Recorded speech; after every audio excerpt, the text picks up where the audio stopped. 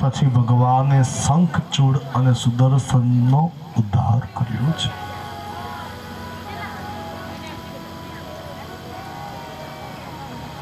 તે પછી દેવર્ષિ નારદને ભગવાને રાજા કંસ પાસે મોકલ્યા છે. કંસની બુદ્ધિ ફરતી હતી અને તે વખતે દેવર્ષિ નારદે કંસ પાસે જઈને કહ્યું કે કૃષ્ણ અને બળદેવજીને જો તારે મારવા હોય તો રાજા કંસ તમે એક કામ કરો, ધનુષ્ય યજ્ઞ કરાવો અને ધનુષ્ય યાગના નિમિત્તે બંને ભાઈઓને અહીં બોલાવો મથુરા. જેમ આપણે ત્યાં ઘડિયા લગ્ન લેવાય ને તેવી રીતે રાજા કંસે તાત્કાલિક ધનુષ્ય યજ્ઞનું આયોજન કર્યું. બધાને નિમંત્રણ પહોંચાડ્યું અને ધનુષ્ય યજ્ઞ શરૂ કર્યું. 5 દિવસનું તે યજ્ઞ હતું. તે યજ્ઞની અંદર પોતાના મંત્રી અક્રૂરજીને રાજા કંસે કૃષ્ણ અને બળદેવજીને લેવા માટે મોકલ્યા. કૃષ્ણ અને બળદેવજીને લેવા માટે સવારના સમયથી જ અક્રૂરજી નીકળ્યા છે. સાંજના સમયે અક્રૂરજી નંદગામ પહોંચ્યા છે. મારા ભાઈ બહેનો, અક્રૂરજી નંદગામ પહોંચ્યા એ સાથે જ પોતાનો રથ ઉભો રાખી દે છે. હવે મારાથી રથમાં ન બેસાય. અમારા ભગવાનનું ગામ છે. અહીં તો મારા ભગવાન પણ કોઈ દિવસ રથમાં નથી બેઠા. મારાથી કેમ બેસાય? અક્રૂરજી રથમાંથી નીચે ઉતરી ગયા છે. નીચે ઉતરતા વિચાર આવ્યો કે આ પાવન ધરા તો મારા પ્રભુની છે. આ પાવન ધરા ઉપર આ બ્રજની રજમાં મારાથી પગ ન દેવાય. અક્રૂરજી રથમાંથી નીચે ઉતરીને આરોટવા માંડ્યા છે. આગળ અક્રૂરજી અને પાછળ તેમનો સોનાનો રથ નંદાલય સુધી આવ્યા. રસ્તાની અંદર મથુરાથી નંદગામ સુધી રસ્તામાં અક્રૂરજીએ 2 વિચાર કર્યા હતા કે રસ્તામાં મને ભગવાન વિચાર કર્યો હતો કે જ્યારે હું નંદગામ પહોંચું ત્યારે ભગવાન મને સૌથી પહેલા ગૌશાળામાં દર્શન આપે. અને બીજો વિચાર કર્યો હતો કે ભગવાન મને કાકા કહીને બોલાવે. સાંજનું ટાણું છે.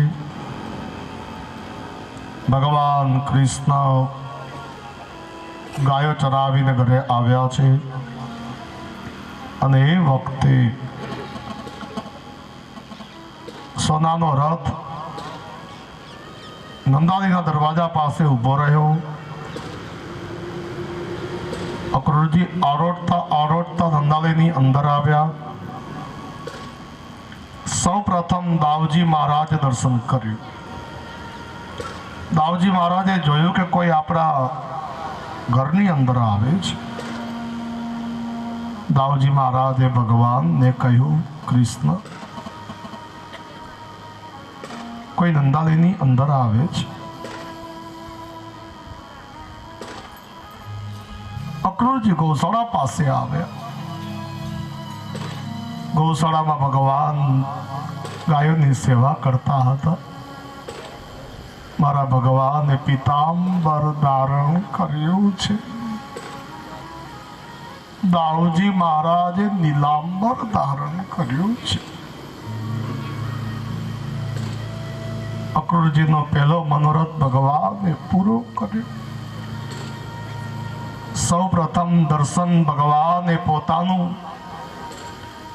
ગૌશાળામાં આપ્યું. ગૌશાળામાં જ ભગવાનના દર્શન અક્રૂરજીને થયા છે. અક્રૂરજી કૃતકૃત્ય થઈ ગયા.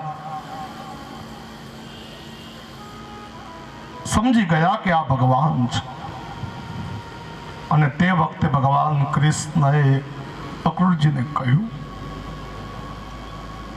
તાત સૌભગમ અધ્ય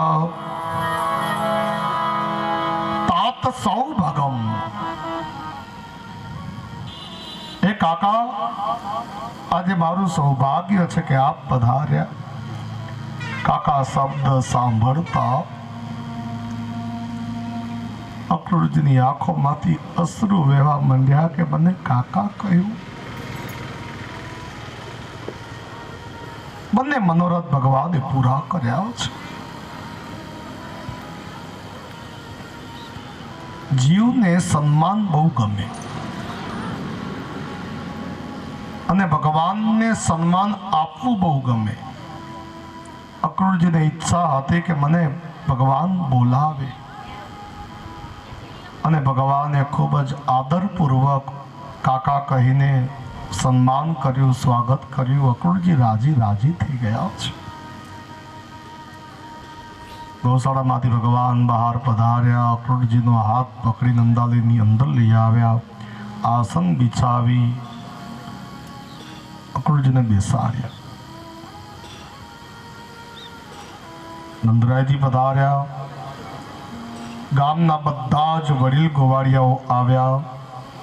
આખું ગામ ભેગું થયું. આગળના જમાનામાં પ્રેમ હતો. મહેમાન આવે ને તો બધા ગામના લોકો ઘરે આવે, પછી પોતાના ઘરે ચા પાણી પીવા લઈ જાય. આ એક પ્રેમનો નાતો હતો, હેત હતો. આજે મન સાંકડા થઈ ગયા આપણા. સાહેબ બંગલા તો મોટા થયા આપણા, પણ મન સાંકડા થઈ ગયા. એ જમાનામાં ભલે ઘર નાના હતા પણ લોકોના મન મોટા હતા. હો, અક્રૂરજીને નંદરાયજીએ ભોજન કરાવ્યું.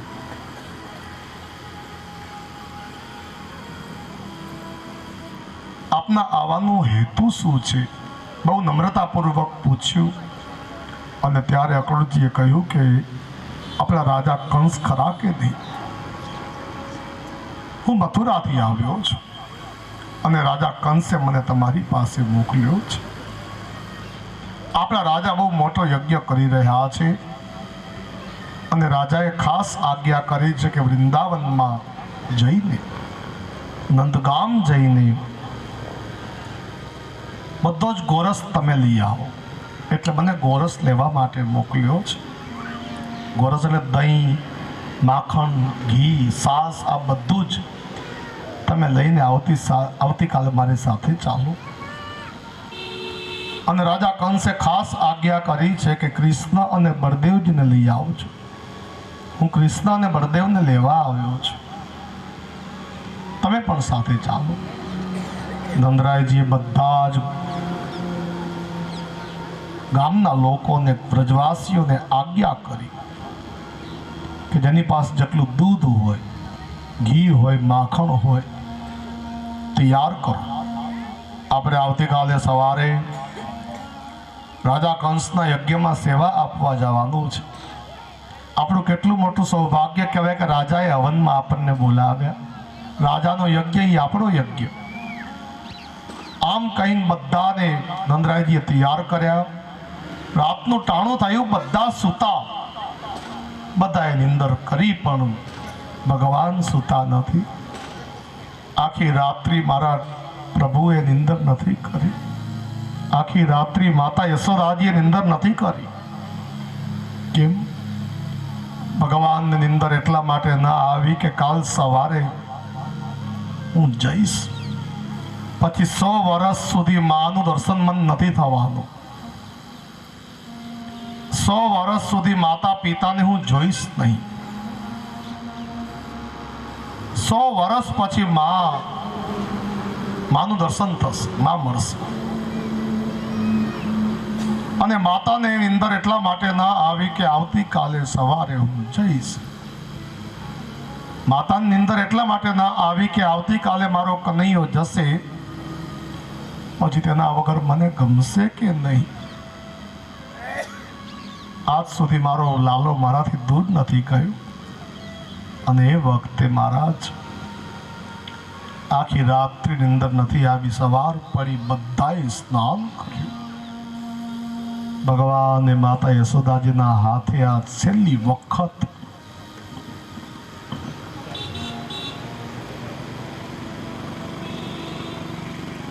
ભગવાને માતા યશોદાજીના હાથે આ છેલ્લી વખત કલેવો કર્યો છે.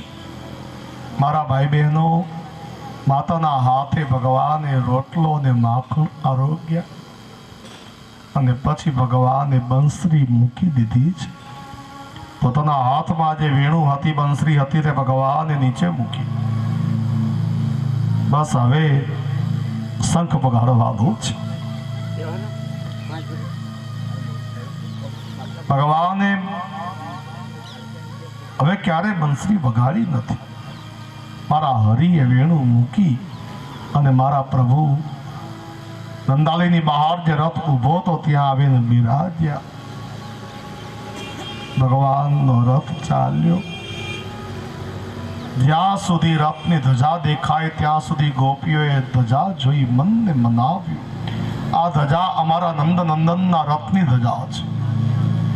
રથ આગળ ચાલ્યો, ધજા દેખાતી બંધ થઈ, એટલે મહારાજ રથ ચાલવાથી જે ધૂળ ઉડી હોય ને, એ ધૂળને જોઈને અક્રૂરજી મન મનાવે, ગોપીઓ મન મનાવે કે આ ધજા અમારા કૃષ્ણના રથની છે. મહારાજ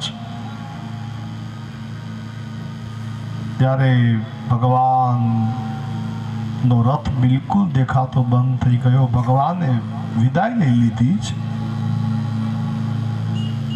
ગોપીઓ રડી પડી છે. બીજો કોઈ આધાર ન હતો, માટે ભગવાનના નામનો આધાર ગોપીઓએ લીધો છે.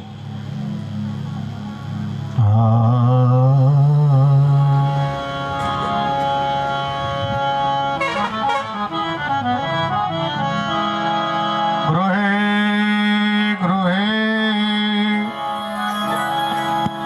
ગોપવધૂ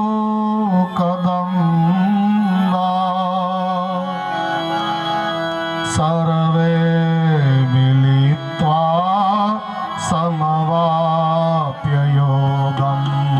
પુણ્યાનિ નામાનિ પઠન્તિ નિત્યં ગોવિંદ રામો હરિમધ્યવેતિ. શ્રી કૃષ્ણ ગોવિંદ હરે મુરારે, નાથ નારાયણ વાસુદેવ. જીહવે પિબસ્વા મૃત્યુમેતિ દેવ ગોવિંદ રામો હરિમધ્યવેતિ. ગોવિંદ દામોદર માધવે.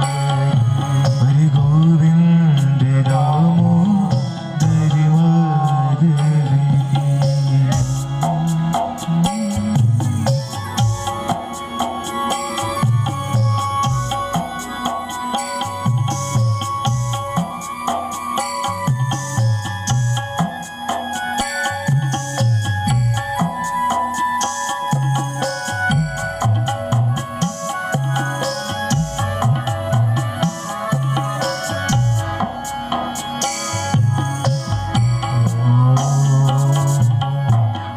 કૃષ્ણ રાધા વરી ગોકુલેશે ગોપાલ ગોવર્ધન સ્વા મૃતમે તદેવ ગોવિંદ દામો ધર્માજનેતિ શ્રી કૃષ્ણ ગોવિંદ દારે મુરારી હે નાથ નારાયણ વાસુદેવા હે નાથ નારાયણ વાસુદેવા હે નાથ નારાયણ વાસુદેવા રથ ચાલતા ચાલતા મથુરા પહોંચ્યો. રસ્તામાં શ્રી યમુનાજી આવ્યા ત્યારે અક્રૂરજીએ સ્નાન કર્યું હતું, ભગવત દર્શન કર્યા હતા. યમુનાજી પાર કરી મથુરા પહોંચ્યા. મથુરા પહોંચતા ભગવાને કહ્યું કે હવે અમે ગામની બહાર જ રોકાશું. મથુરાની બહાર એક બગીચો હતો અને તે બગીચામાં મારા ઠાકોરજી કહે છે કે અમે રોકાશું, મુકામ કરીશું. અક્રૂરજીએ બધા જ વ્રજવાસીઓને કહ્યું જેવી તમારી ઈચ્છા. હવે અક્રૂરજીને મનમાં વિચાર આવતો હતો કે કૃષ્ણ અને દાઉ આ બંનેને હું અહીં દગાથી લઈ આવ્યો છું. આ બધા વ્રજવાસીઓ મારા ભરોસે આવ્યા છે, પણ હું તો કેવો કપટી છું. રાજા કંસે કૃષ્ણ અને બળદેવજીને મરાવવા માટે, જીવ લઈ લેવા માટે કોવલિયાપીડ નામનો ભયંકર મદોન્મથ હાથી તૈયાર રાખ્યો છે. ચાણુર અને મુષ્ટિક નામના પહેલવાનો તૈયાર કરી રાખ્યા છે. જરા ભગવાનને સાવધાન કરો તો સારું. આમ વિચાર કરી અક્રૂરજી ભગવાનને થોડા દૂર લઈ ગયા. હવે સીધું તો કેમ કહ્યું? ભગવાન અક્રૂરજીના ભરોસે તો આવ્યા છે, હવે સીધું કેમ કહ્યું કે તમે મારા ભરોસે આવ્યા છો, હું તમને દગો કરીને લઈ આવ્યો છું, અહીંયા તમને માર નાખવાના છે, આવું પણ કહેવાય? એટલે હવે શું કરું? એટલે અક્રૂરજીએ વાતની શરૂઆત કરી કે મારા ઘરે ક્યારે પધારશો? ભગવાન કહે તમારા ઘરે ચોક્કસ આવીશ. એક વખત રાજા કંસને મારી નાખું ને પછી તમારે ત્યાં આવીશ. ચિંતા ન કરજો. રાજા કંસે ભલે મને મારવાની બધી તૈયારી કરી હોય, પણ એ શું મને ધૂળ મારવાનો હતો? રાજા કંસના પ્રાણ તેના પાપથી જ જતા રહેશે. અક્રૂરજીને પરમ શાંતિ થઈ, પરમાનંદ થયો. અને એ પછી અક્રૂરજી બધો જ ગોરસ લઈને રાજમહેલમાં મથુરાની અંદર ગયા. આ બાજુ બધાએ બગીચામાં ઉત્તરાયણ કર્યું અને એ પછી લગભગ હાંજનું ટાણું, આવું થયું ટાણું એટલે ભગવાન કૃષ્ણ તેમના મિત્રો જોડે મથુરા નગરને જોવા માટે નીકળ્યા છે. સૌથી પહેલી વખત ભગવાન મથુરા નગર જોવા માટે નીકળ્યા. આજ સુધી ભગવાને મથુરામાં પ્રવેશ નથી કર્યો, આજ પહેલી વખત આવ્યા છે. આજે ભગવાનની ઉંમર 11 વર્ષ અને 53 દિવસની છે. આજ સુધી ભગવાને ચરણમાં પાદુકા ધારણ કર્યા નથી. આજ સુધી મારા હરિએ સીવેલા વસ્ત્રો પહેર્યા નથી. ભગવાન મથુરા નગરમાં તેમના મિત્રો જોડે પ્રવેશ કરે છે. મથુરાની માતાઓ હવેલીના ઝરોખામાં ઊભી રહીને, મોટા મોટા મહેલના ઝરોખામાં ઊભી રહીને માતાઓ પુષ્પની વૃષ્ટિથી ભગવાનનું સ્વાગત કરવા માંડી. મથુરાની માતાઓ પરસ્પર વાતો કરવા માંડી. અલી તું આને ઓળખે છે? આ યશોદાજીનો પુત્ર છે. બીજી કહે ના ના, આ તો આપણી દેવકીનો પુત્ર છે. ત્રીજી માતા કહે કે કેટલો સુંદર છે. ચોથી માતા કહે નક્કી આપણા શહેરનો રાજા થશે. આમ ભગવાનની ચર્ચા કરતા કરતા બધી જ માતાઓ ભગવાન ઉપર આમ પુષ્પની વૃષ્ટિ કરવા લાગી. બધા જ ગોવાળિયાઓ ખૂબ રાજી થયા. ભગવાનનું ભવ્ય અને દિવ્ય સ્વાગત મથુરા શહેરમાં થયું છે. આવો આપણે પણ સ્વાગત કરીએ. स्वागतं कृष्ण शरणागतं कृष्ण स्वागतं कृष्ण शरणागतं कृष्ण स्वागतं सुस्वागतं शरणागतं कृष्ण स्वागतं शुभ स्वागतं शरणागतं कृष्ण स्वागतं सुस्वागतं शरणागतं कृष्ण स्वागतं शुभ स्वागतं शरणागतं कृष्ण स्वागतं कृष्ण शरणागतं कृष्ण स्वागतं कृष्ण शरणागतं कृष्ण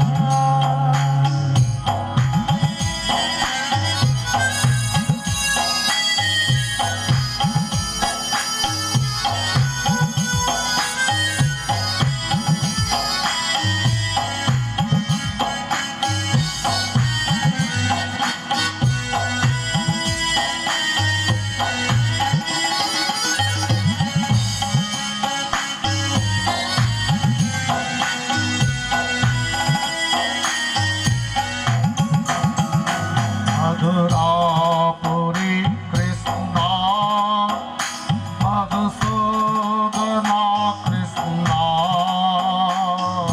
मधुरापुरी कृष्ण मधुसूदन कृष्ण मधुरापुरी कृष्ण मधुसूदना कृष्ण मधुरापुरी कृष्ण मधुसूदन कृष्ण स्वागतं स्वागतं स्वागतं कृष्ण स्वागतं शुभ स्वागतं शरणागतं कृष्ण स्वागतं कृष्ण शरणागतं कृष्ण स्वागतं राधे कृष्ण शरणागतं कृष्ण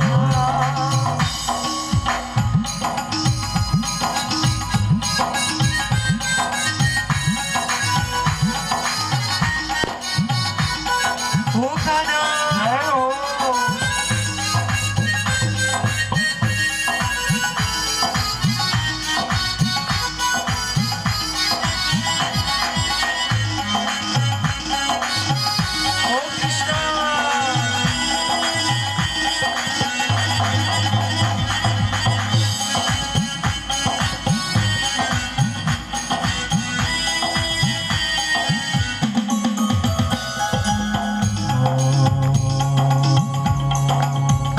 और ब्रह्म श्री कृष्ण परमात्मा कृष्ण परब्रह्म श्री कृष्ण परमात्मा कृष्ण और ब्रह्म श्री कृष्ण परमात्मा कृष्ण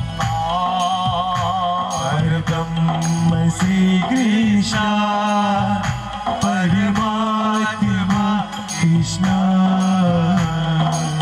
स्वागतं स्वागतं स्वागतं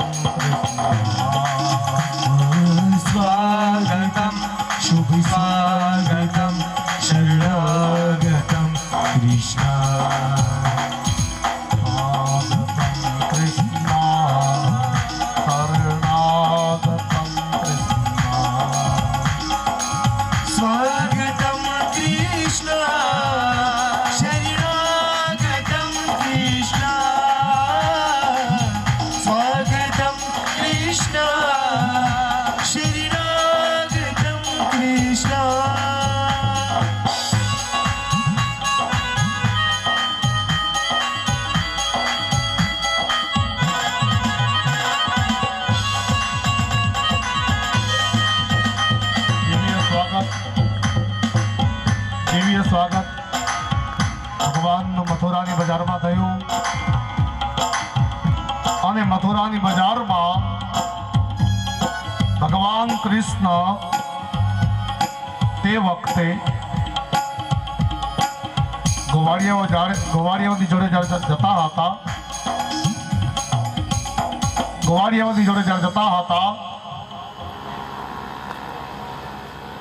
ગોવાળિયાઓએ મથુરાના લોકોને જોયા તો વિચાર આવ્યો કે આ બધાએ કેવા સીવેલા વસ્ત્રો પહેર્યા છે. મથુરાની બજાર મથુરાના નર નારીઓને જોતા ગોવાળિયાઓએ ભગવાનને કહ્યું કે અમારે પણ આવા સીવેલા વસ્ત્રો પહેરવા છે.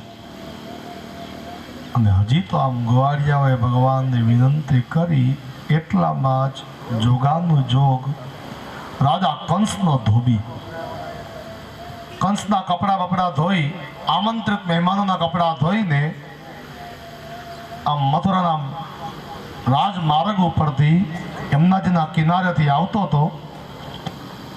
એટલે ભગવાને ધોબીને કહ્યું આ બધા વસ્ત્રો મારા મિત્રોને આપ. ધોબીએ કહ્યું આ વસ્ત્રો પહેરવા છે એમ? અરે આ વસ્ત્રો તમારા ભાગ્યમાં અડવાના પણ ન લખ્યા હોય, આ તો રાજાના છે. ભગવાને કહ્યું કે ભાઈ તું થોડું પ્રેમથી બોલ, અરે જતા રહી હતી. ભગવાનનું અપમાન કર્યું. અને એ વખતે ભગવાન કૃષ્ણએ દાઉજીની સામે જોયું અને દાઉજીએ માનો રજા આપી દીધી હોય એવી રીતે મથુરાની બજારમાં તે વખતે ભગવાને રાજા કંસના ધોબીને જોરથી એક લાફો માર્યો અને મથુરાની બજારમાં જેવો લાફો માર્યો એટલે બધાની જોતા એ વખતે એ ધોબીના ત્યાં પ્રાણ નીકળી ગયા. આખી બજાર જોતી રહી છે વાલા, આખી બજાર સ્તબ્ધ થઈ ગઈ. એક લાફા ભેગો ધોબીને ભગવાને મારી નાખ્યો.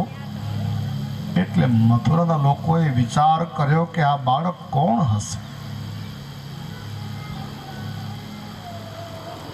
એટલા શરીરવાળા ધોબીને એક જ લાફા ભેગો ભગવાને મારી નાખ્યો. અને એ સાથે જ ભગવાને બધા ગોવાળિયાઓને કહ્યું કે આ પોટલામાં જે વસ્ત્રો છે બધા જ લઈને પહેરો. ગોવાળિયાઓએ આમ પોટલા ખોલ્યા. હવે માપના તો કંઈ કપડાં હોય નહીં, કોક ટૂંકા ને કોક નાના ને કોક લાંબા.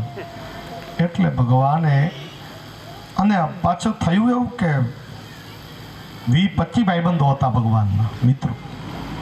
હવે કપડાં તો કંઈ એટલા બધા હોય નહીં. એટલે સામે જ એક વાણિયાની દુકાન હતી.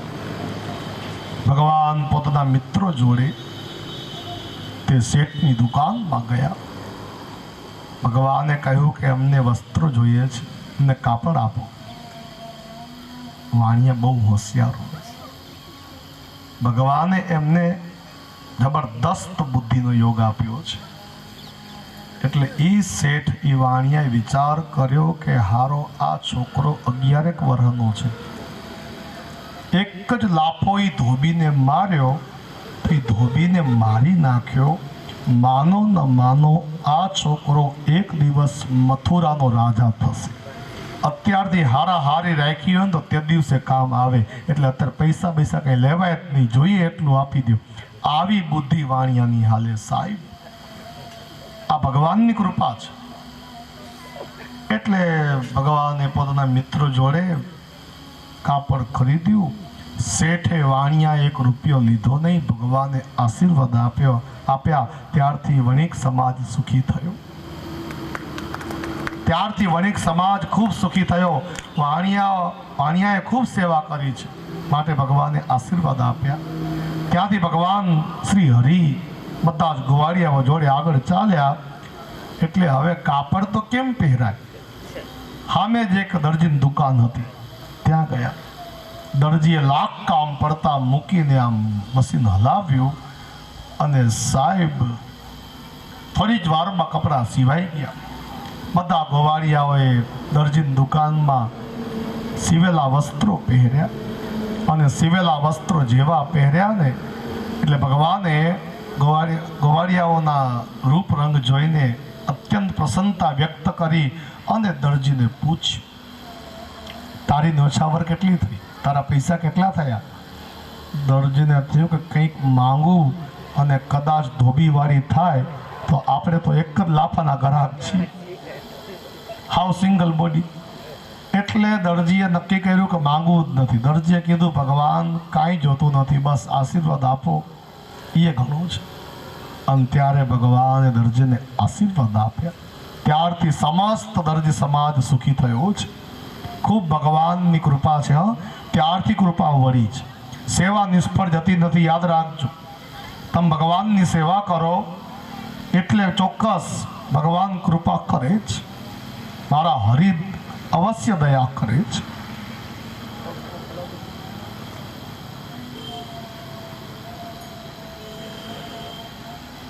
મહારાજ, સેવાનું ફળ નિષ્ફળ જતું જ નથી. ત્યારે કદાચ ભગવાને એવા આશીર્વાદ આપ્યા હશે કે જ્યાં 2018 સુધીમાં તો એક જોડીના 500 રૂપિયા થઈ ગયા હશે. જ્યાં મારા ખૂબ આશીર્વાદ છે, ખૂબ સુખી થજો. આમ દરજી સમાજને ભગવાને આશીર્વાદ આપ્યા અને ત્યાંથી ભગવાન હજી તો આમ આગળ ચાલ્યા. ત્યાં શ્રીદામ નામનો એક માળી આવ્યો અને એ માળીએ ભગવાનને પુષ્પની માળા આપી. ભગવાને માલીને આશીર્વાદ આપ્યા. ત્યારથી માલી સમાજ સુખી થયો. ત્યારથી મારા હરિ આગળ ચાલ્યા. તો ઋષિ સુખદેવજી કહે છે કે હે રાજન, એક કુબ્જા નામની કંસની દાસી હતી. તે ચંદન ઘસીને રાજા કંસને રોજ આપવા જવાની સેવા કરતી. રાજા કંસ કેવલ કુબ્જાના હાથે ઘસાયેલું ચંદન જ ધારણ કરતા. રાજા કંસની દાસી હતી.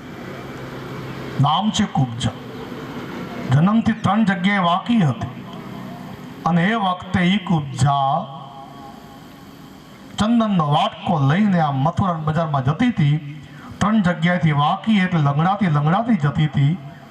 એટલે ભગવાનનો સ્વભાવ તો બહુ આનંદી છે. મારા હરિએ મથુરાની બજારમાં એક ઉપજાને કહ્યું, અરે સુંદરી. સુંદરી શબ્દ સાંભળતા વિચાર આવ્યો કે હારો હું સુંદર છું નહીં, પણ છતાંય મને કોને સુંદર કીધું? પાછળ વળીને જોયું તો ભગવાન કૃષ્ણ તેમના 20-25 મિત્રો ગોવાળિયાઓ. કુબ્જાને વિચાર આવ્યો કે હારો હું સુંદર છું નહીં, પણ આ છોરાએ મને મન રાખવા માટે ભલે ખોટે મને સુંદરી કહ્યું, પણ મને કેટલું બધું ગમ્યું. આજે જિંદગીમાં પહેલી વખત કોઈ કે મને સુંદર કહી છે. આમ વિચાર કરીને એ પૂતના એ કુબ્જા ચંદનનો વાટકો લઈને ભગવાન પાસે આવી અને બોલી કે આમ તો રાજા માટે જતી હતી આ ચંદન લઈને, પણ હવે મારે રાજાને નથી આપવું, આ બધું જ ચંદન મારે તમને આપી દેવું છે. આમ કહીને ભગવાનને ચંદન લગાવી આપ્યું. મારા હરિના રૂપનો વધારો થયો. ભગવાનના દેખાવનો સુંદરતાનો વધારો કર્યો. એટલે ભગવાને જેવું ચંદન પેલી લગાવી દીધું, એ પછી ચંદનનો એ ખાલી વાટકો દાઉજી મહારાજના હાથમાં આપ્યો અને ભગવાન કૃષ્ણએ કુબ્જાના પગ ઉપર પોતાના ચરણ પધરાવ્યા. બંને બાજુ ભગવાન કૃષ્ણએ જોરથી પકડ્યા અને જોરથી એક ઝાટકો આપ્યો. અને જેવો ઝાટકો આપ્યો ને એ સાથે જ મથુરાની બજારમાં એ 3 જગ્યાએ જે વાંકી કુબ્જા હતી બિલકુલ સીધી થઈ ગઈ. અરે ભગવાને ખરેખર એને સુંદર બનાવી દીધી. આવા મારા હરિ દયાળુ છે વાલા. કેવલ કેવા માટે હરિએ સુંદર નહોતું કહ્યું, સાચે સાચ તેને સુંદર બનાવી દીધી. અને એ કુબ્જાએ પછી વિનંતી કરી કે મારા ઘરે ક્યારે પધારશો? ઠાકોરજી કહે, એક વખત રાજા કંસને મારી નાખું પછી તારા ઘરે આવીશ. ત્યાંથી મારા હરિ રાજા કંસના મહેલમાં ગયા. જે ધનુષ્યનો યજ્ઞ કરવાનો હતો તે ધનુષ્ય પાસે આવ્યા અને રામચંદ્ર ભગવાને જેમ શિવ ધનુષ્ય તોડી નાખ્યું હતું તેમ ભગવાન કૃષ્ણએ પણ રાજા કંસનું ધનુષ્ય હાથમાં લીધું અને નાનકડો બાળક આમ સળી તોડી નાખે એમ ભગવાન કૃષ્ણએ ધનુષ્યના બે કટકા કરી નાખ્યા. ભયંકર અવાજ સાથે ધનુષ્ય તૂટ્યું અને ધનુષ્ય તૂટતા જ નાશ ભાગ મચી ગઈ. સૈનિકો અડધા ભાગ્યા અને અડધા ભગવાનની સામે આવ્યા. પણ ભગવાનની સામે આવ્યા જ્યારે ભગવાનને જોયા ને એટલે એ ભાગી ગયા. એકેય આમ હાથમાં ન રહ્યો. રાજા કંસને સમાચાર મળ્યા કે ધનુષ્ય તૂટી ગયું છે. અને એ વખતે રાજા કંસ બ્રાહ્મણો પાસે ગયો. બ્રહ્મદેવો હવે શું થશે? જે ધનુષ્યનો યજ્ઞ હતો એ જ તૂટી ગયું. એટલે બ્રાહ્મણો કહે સુકનશાળા નથી.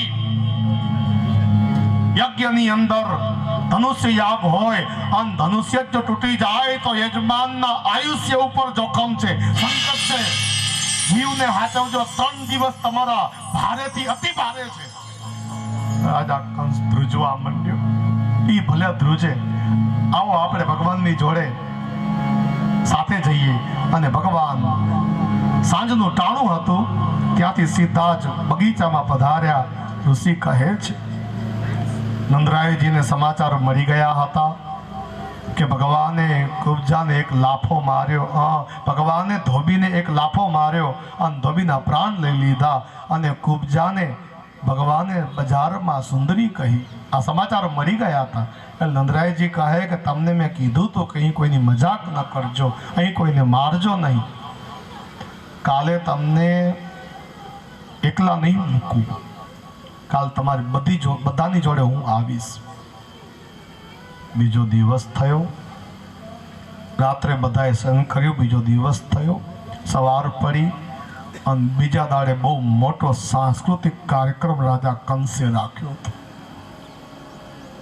જેમ ક્રિકેટનું મેદાન હોય ને, વચમાં ખેલાડીઓ રમે, ફરતા પ્રેક્ષકો બેસે, એવી રીતે બહુ મોટું સાંસ્કૃતિક કાર્યક્રમનું આયોજન હતું. ચારે બાજુ પ્રજા બેઠી હતી. મોટા સિંહાસન ઉપર રાજા કંસ બેઠા છે. આજુબાજુમાં આમંત્રિત રાજાઓ બેઠા છે. એક બાજુ ગામના મોટા મોટા વેપારીઓ બેઠા છે. એક બાજુ કંસના સગાવાલા બેઠા છે. એક બાજુ વિદ્વાન ઋષિ મુનિઓ બેઠા છે.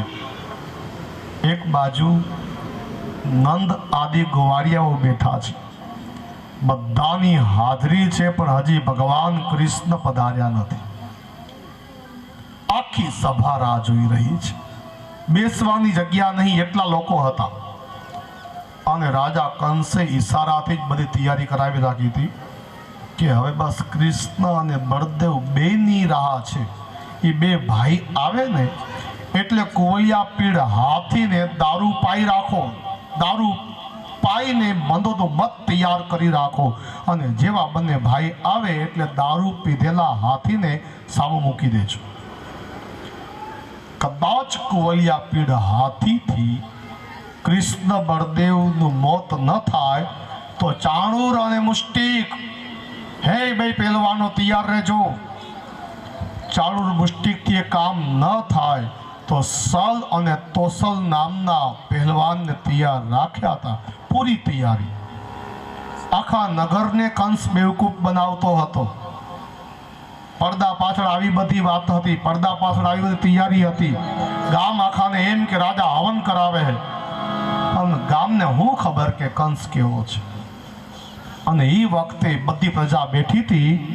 અને એ વખતે ભગવાન કૃષ્ણ અને બળદેવજી એ રણ સંગ્રામમાં એ મેદાનમાં પધાર્યા.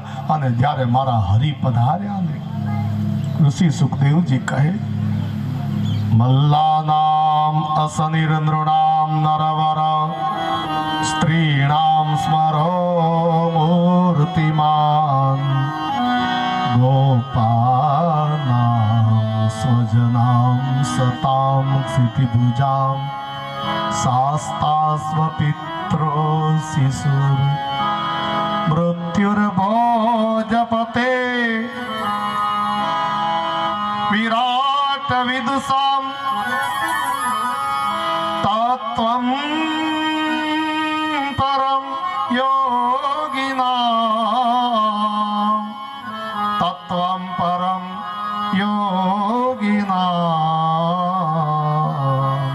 ઋષિ કહે છે મલ્લા નામ અસ નિરંદ્ર નામ નરવર. એ સભાની વચ્ચે જ્યારે ભગવાન મેદાનમાં પધાર્યા, બધી જ પ્રજા ભગવાનની સામે જોવા માંડી, ભગવાનનું દર્શન કરવા માંડી. મલ્લા નામ અસ નિરંદ્ર નામ. ચાણુર, મુષ્ટિક આદિ જે મલ હતા ને તેમને ભગવાન મલ જેવા દેખાયા. મલ એટલે પહેલવાન. મલ્લા નામ અસ નિરંદ્ર નામ નરવર સ્ત્રીણામ સ્મરો મૂર્તિમાન. મથુરાની બધી જ સ્ત્રીઓને ભગવાન સાક્ષાત કામદેવ જેવા દેખાવા માંડ્યા. મલ્લા નામ અસ નિરંદ્ર નામ નરવર સ્ત્રીણામ સ્મરો મૂર્તિમાન. ગોપાનામ સ્વજનામ. જે ગોવાળિયાઓ હતા, ભગવાનના મિત્રો હતા, તેમને પોતાના સ્વજન દેખાયા કે આ તો આપણો કનૈયો આવ્યો. ગોપાનામ સ્વજનામ સતામ ક્ષિતિ ભુજામ શાસ્તાહ. જેટલા રાજાઓ આવ્યા હતા, જેટલા રાજા બેઠા હતા ને એ બધાને ભગવાન રાજા જેવા દેખાયા કે આ તો કોઈ રાજા આવ્યો. મૃત્યુ ભોજપતિ. જ્યારે ભગવાન આવ્યા ને એટલે ભોજપતિ. ભોજપતિ કોનું નામ છે? રાજા કંસનું. અરે ભોજપતિ રાજા કંસને ભગવાન મોત જેવા દેખાયા કે આ તો મારો કાળ આવ્યો, મારું મોત આવ્યું. મૃત્યુ ભોજપતે વિરાટ વિદુષામ. જેટલા વિદ્વાન લોકો બેઠા હતા તેમને વિરાટ સ્વરૂપે મારા હરિય દર્શન આપ્યું. તત્વમ પરમ યોગી નામ. જેટલા યોગીઓ બેઠા હતા તેમને પરમ તત્વ દેખાયા કે આ તો સાક્ષાત નારાયણ છે, સાક્ષાત ભગવાન વિષ્ણુ છે. તત્વમ પરમ યોગી નામ વૃષ્ણિ નામ પર દેવ તેતિ વિદિતો. જેટલા યાદવો બેઠા હતા તેમને સાક્ષાત ભગવાન યાદવ દેખાયા કે આ તો આપણા સમાજનો છોકરો છે.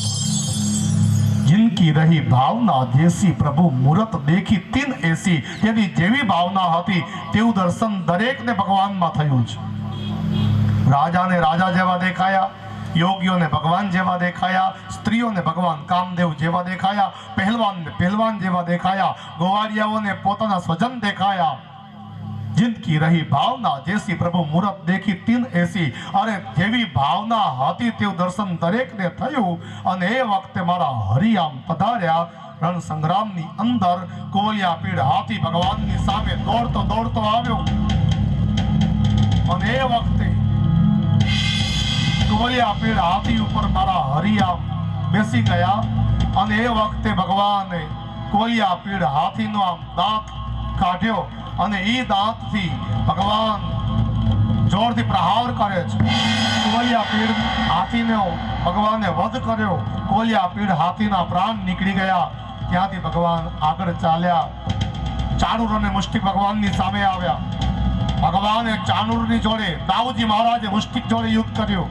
ભગવાને ચાણુરને અને દાઉજી મહારાજે મુષ્ટિકને માર્યો. બંને મર્યા. ચાણુર અને મુષ્ટિકનું જ્યારે મોત થયું એટલે સલ તોસલ સામા આવ્યા. ભગવાને સલ તોસલને મારી ભગાડ્યા. અને એ વખતે રાજા કંસ જે સિંહાસન ઉપર બેઠો હતો ભગવાન સલામ લગાવીને ત્યાં ગયા. અને રાજ સિંહાસન ઉપરથી ભગવાને રાજા કંસને આમ નીચે મેદાનમાં નાખ્યો. અને મારા હરિ તેની છાતી ઉપર બેઠા અને જોરથી ઠાકોરજીએ પ્રહાર કર્યો. જેવો પ્રહાર કર્યો રાજા કંસના પ્રાણ નીકળી ગયા. બધા જય જયકાર કરવા લાગ્યા. ભગવાને આ રીતે કંસને માર્યો. કંસ મર્યો એટલે બધાને બહુ નિરાત થઈ, કેમ કે એનો બહુ ત્રાસ હતો. મહારાજ કંસને માર્યા પછી ઠાકોરજી જે જેલમાં મા બાપ બંધ હતા ને ત્યાં પધારે. મા બાપને જેલમાંથી છોડાવ્યા. માતા દેવકી અને પિતા વસુદેવને જેલમાંથી છોડાવ્યા. અને ત્યાંથી બંને ભાઈઓએ બહુ થાક લાગ્યો હતો માટે વિશ્રામ કર્યો. શ્રી યમુનાજીના કિનારે જે જગ્યાએ વિશ્રામ કર્યો તેને આપણે આજે વિશ્રામ ઘાટ કહીએ છીએ. શ્રી યમુનાજીના કિનારે બંને ભાઈઓએ વિશ્રામ કર્યો છે. તે પછી નંદરાયજીને ભગવાને નંદગામ પાછા મોકલી દીધા છે. ભગવાન મથુરા મૂકીને ગોવાળિયાઓ જોડે ગયા નથી. ભગવાન મથુરામાં બિરાજ્યા છે. વસુદેવ અને દેવકીજીએ ભગવાનને યજ્ઞોપવીત આપ્યા છે, જનોઈ આપી છે. ભગવાનને જનોઈ આપ્યા પછી વસુદેવ અને દેવકીજીએ ભગવાનને વિદ્યા અભ્યાસ માટે સાંદીપની નામના ઋષિ જે ઉજ્જૈનમાં રહેતા હતા ત્યાં ભગવાનને મોકલ્યા છે. 64 દિવસ સુધી ભગવાન કૃષ્ણ સાંદીપનીના આશ્રમમાં પોતાના મોટા ભાઈ બળદેવજી જોડે રહ્યા છે. 64 દિવસમાં 64 પ્રકારની વિદ્યા પ્રાપ્ત કરીને મારા હરિ ઉજ્જૈનથી મથુરા પધાર્યા છે. મથુરામાં ભગવાન પધાર્યા તે પછી એક વખત ભગવાનનો જન્મ દિવસ હતો. મથુરાના લોકો ભગવાનને ભેટ આપવા માટે આવ્યા. આખું નગર આવ્યું પણ ભગવાનની હાજરી ન હતી. તે વખતે બધા ભગવાનને ગોતતા હતા. ભગવાનના સગા કાકાના દીકરા છે, એમનું નામ છે કાકાના દીકરા છે, એમનું નામ છે ઉદ્ધવજી. આ ઉદ્ધવજી ભગવાનના મિત્ર પણ છે અને ભાઈ પણ છે. એ ઉદ્ધવજી ભગવાનને ગોતી લે છે. રાજમહેલના ઝરોખામાં ભગવાન બિલકુલ એકલા ઊભા રહીને રડતા હતા. નંદગામ તરફ ભગવાનની દ્રષ્ટિ હતી. બોર જેવડા આંસુડા ભગવાનના નેત્રમાંથી આમ વહેતા હતા. ઉદ્ધવજી કહે, ભગવાન તમે રોવો છો? કહ્યું, ઉદ્ધવ, મને ગોપીઓનો હેત, ગોપીઓનો પ્રેમ, માતા પિતાનું વાત્સલ્ય રડાવી રહ્યું છે. ઉદ્ધવજી બહુ જ્ઞાની હતા એટલે ઉદ્ધવજીએ ભગવાનને જ્ઞાન આપવાનું શરૂ કર્યું. ભગવાન જાણતા હતા કે ઉદ્ધવ બહુ જ્ઞાની છે, માટે ભગવાને ઉદ્ધવને કહ્યું કે સાંભળો ઉદ્ધવ, આ જ્ઞાનની જરૂર મને નથી, આ જ્ઞાનની જરૂર ગોપીઓને છે. એ ઉદ્ધવ જ્ઞાન જ આપવું હોય તો ગોપીઓને આપો. આવતીકાલે તમે બ્રજમાં જાઓ અને મારો રથ લઈને જજો. મારું પીળું પિતાંબર પહેરીને જજો, નહીંતર ગોપીઓ વાત નહીં કરે. બીજા દિવસે ભગવાનનો રથ લઈ ભગવાનનું પિતાંબર પહેરીને ઉદ્ધવજી વૃંદાવન ગયા છે. શ્રી યમુનાજીના કિનારે બધી જ ગોપીઓ રડતી હતી અને ત્યાં ઉદ્ધવજી આવ્યા. ઉદ્ધવજી આવ્યા તો હતા જ્ઞાન આપવા માટે, પણ જ્યારે ગોપીઓનો ભાવ, ગોપીઓની ભક્તિ જોઈને ઉદ્ધવ જેવા ઉદ્ધવ એવું બોલ્યા, અહો યુયમ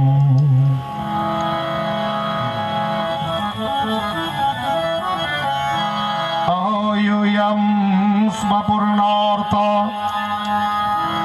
ભવત્યો લોકપૂજિતા. ઉદ્ધવજી એમ કીધું કે અત્યાર સુધી હું એમ સમજતો હતો કે હું જ પૂર્ણ છું, હું જ મહાન છું, પણ ના, હું તો કંઈ નથી. અહો યુયમ સ્વપૂર્ણાર્થા, પૂર્ણ તો તમે છો. હાથ જોડીને ઉદ્ધવજીએ ગોપીઓ સામે મસ્તક ઝુકાવી દીધું છે. ઉદ્ધવજીમાં જ્ઞાન તો ઘણું હતું પણ ભક્તિ ન હતી, અને ગોપીઓની ભક્તિ જોઈને ઉદ્ધવ જેવા ઉદ્ધવ બોલ્યા, દાન વ્રત જપો હોમ તપ સ્વાધ્યાય સંયમે શ્રેયોभिर्विविधिश्चान्य कृष्ण भक्तिर्हि साध्यते। दान व्रत जप तप स्वाध्याय संयम આ બધાનું ફળ ભગવાનમાં પ્રેમ છે, ભગવાનમાં ભક્તિ છે।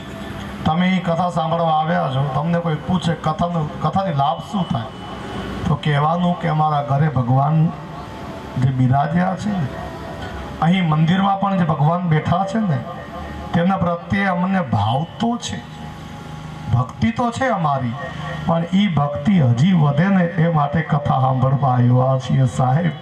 ભગવાન પ્રત્યે ભક્તિ વધે ને એ માટે જ આ બધું છે। તમે દાન કરો, જપ કરો, તપ કરો, વ્રત કરો, સ્વાધ્યાય કરો, આ બધાનું ફળ અંતે ભગવાનના ચરણોમાં ભક્તિ છે। અંતે ભગવાન માટે જ આ બધું કરવાનું છે। ઋષિ કહે છે ઉદ્ધવજીએ ભગવાન શું છે એ જાણ્યું। ઉદ્ધવજી પોતે બોલ્યા કે અત્યાર સુધી ભગવાનને મેં મથુરામાં જોયા જ હતા, પણ ભગવાન કૃષ્ણ શું છે એ તો મને તમારી પાસે આવ્યા પછી ખબર પડી છે। ઉદ્ધવજીના ગુરુ ગોપીઓ છે, ગુરુ જ ઓળખાણ કરાવી શકે કે આ ભગવાન છે। ગુરુ વગર કલ્યાણ નથી, યાદ રાખજો। ગુરુનો અર્થ થાય જે અંધારામાંથી અંજવાળિયા તરફ લઈ જાય તે। મહારાજ ઉદ્ધવજી 6 મહિના સુધી રોકાયા છે। એ પછી મહારાજ ગોપી ગીત ત્યાં કને ગોપીઓએ ભ્રમર ગીત તે વખતે ઉદ્ધવજીની સામે ગાયું છે। તે પછી ભગવાન કૃષ્ણ અને બળદેવજી જોડે વેર વાળવા માટે કંસનો સસરો, જેનું નામ હતું જરાસંધ, આ જરાસંધ ભગવાનની જોડે યુદ્ધ કરવા આવ્યો। 17 વખત ભગવાને તેને હરાવ્યો। જો ભગવાન જોડે યુદ્ધ કરવા એટલે આવ્યો કે ભગવાને કંસને મારી નાખ્યો હતો, અને આ જે કંસ છે તેને 2 પત્નીઓ હતી, અસ્થિ અને પ્રાપ્તિ। આ અસ્થિ અને પ્રાપ્તિ તેમના પિયર ગઈ, વિધવા થઈને। તેમનું પિયર હતું મગધ દેશમાં। મગધ દેશ એટલે આજનું બિહાર। આજે બિહારને આપણે બિહાર કહીએ છીએ, વખતે મગધ દેશ કહેવાતો। અને ત્યાં એ વખતે જરાસંધ નામનો રાજા હતો, એ રાજ કરતો। એ છે ને જરાસંધ રાજા કંસનો સસરો છે। એટલે પોતાની 2 દીકરીઓ વિધવા થઈ, મારા જમાઈ કંસને કૃષ્ણએ માર્યો છે, માટે હવે હું વેર વાળીશ। એ દિવસથી જરાસંધને ભગવાન કૃષ્ણ જોડે વેર થઈ, અને નક્કી કર્યું કે હવે યુદ્ધ કરવા જઈશ। ભગવાન જોડે યુદ્ધ કરવા માટે એ આવ્યો। ભગવાને 17 વખત તેને હરાવ્યો। કેટલી વાર? પૂરા 17 વખત।